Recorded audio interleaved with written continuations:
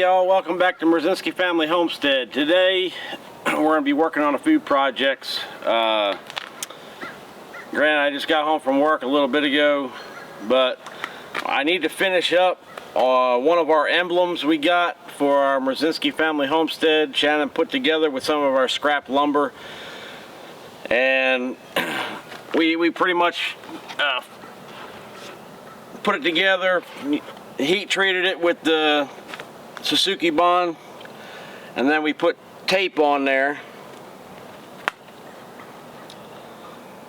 and we put decals, and I took a blade and I etched out the M, the F, and the H out of the tape, and then I took some white silicone and just filled in the cracks on the wood so it wouldn't look so, I guess, rustic. I mean, it's still going to look real rustic, just from the rest of the wood's going to be clear wood compared to where the emblems are painted. So we did put a couple a couple of coats of paint on it. I'm waiting for the silicone to dry, and I'm going to top dress it with another can of paint. I'm just using a spray can, a white spray can from Walmart, the Rust-Oleum white high gloss, and we'll see how it lasts and see how it's all panned out, and hopefully it works out great. We're going to mount it. I don't know where she's going to mount it at, but I think it's either going to be by the garden or up along the driveway somewhere. She hasn't really talked to me about where she wanted it yet, but that's what we're shooting for. So this is the gloss paint she bought at Walmart.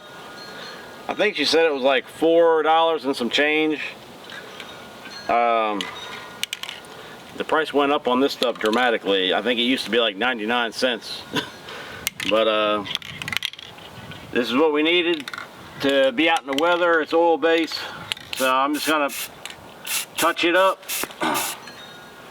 and hopefully not paint the camera.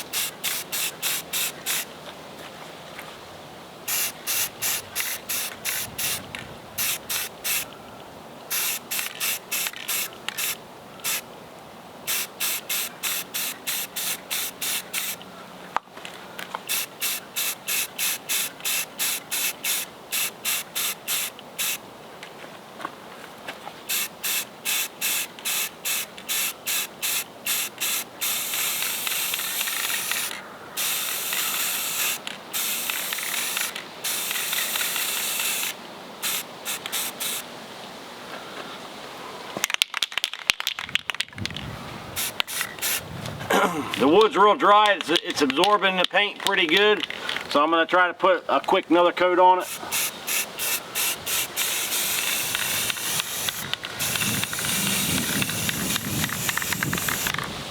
And just to let y'all know, it is 80 degrees out here today. It's actually one of the warmest days it's been in a while, but it's been ranging in the upper 60s and 70s, but today it's supposed to be 80 degrees, so that's great. So everything's drying pretty good. We do have a little bit of a breeze going.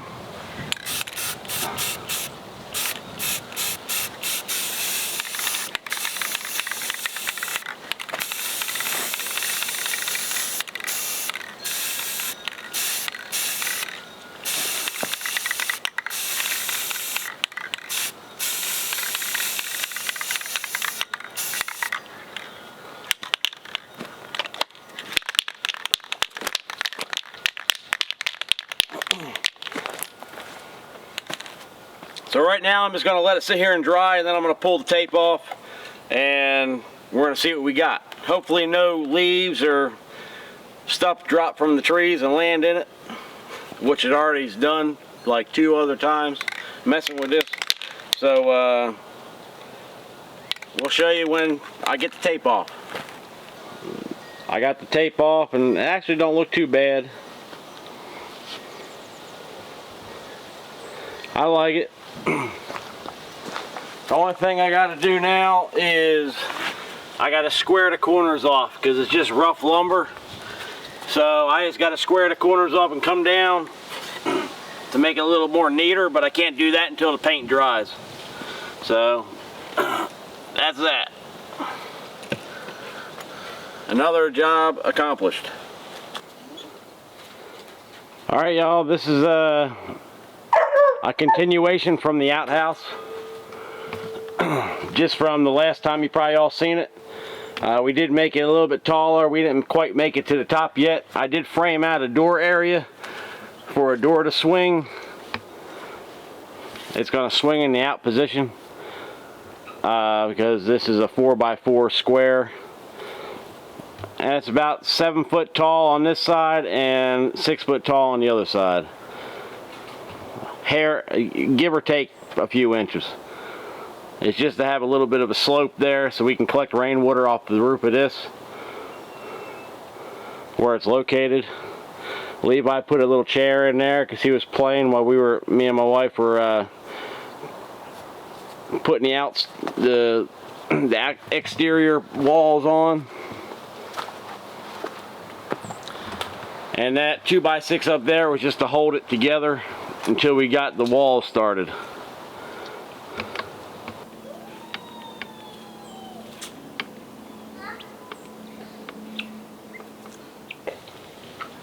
Alright y'all, now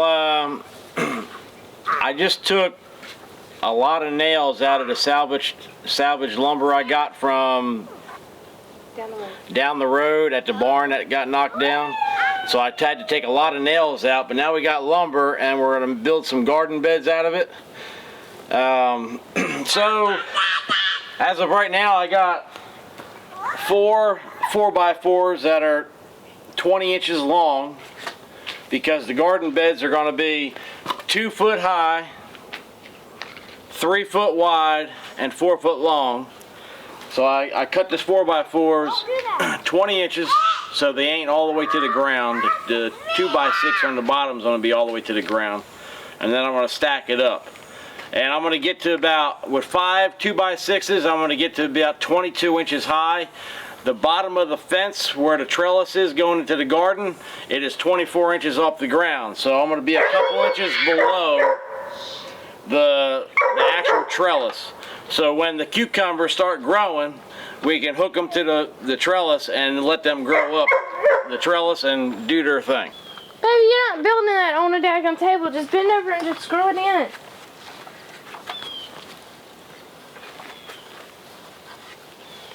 One, 22. That's how you want it, like that? Mm-hmm. Alright, so 22.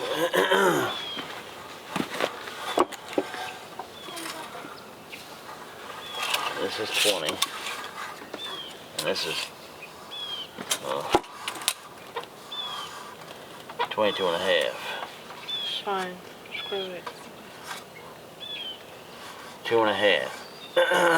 So 1.25 inches up from each side. When it's time to go get my daggum black burgundy. I will. Good choice.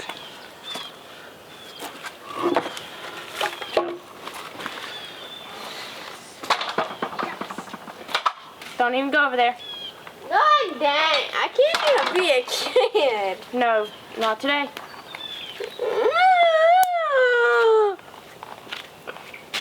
Look in front of me.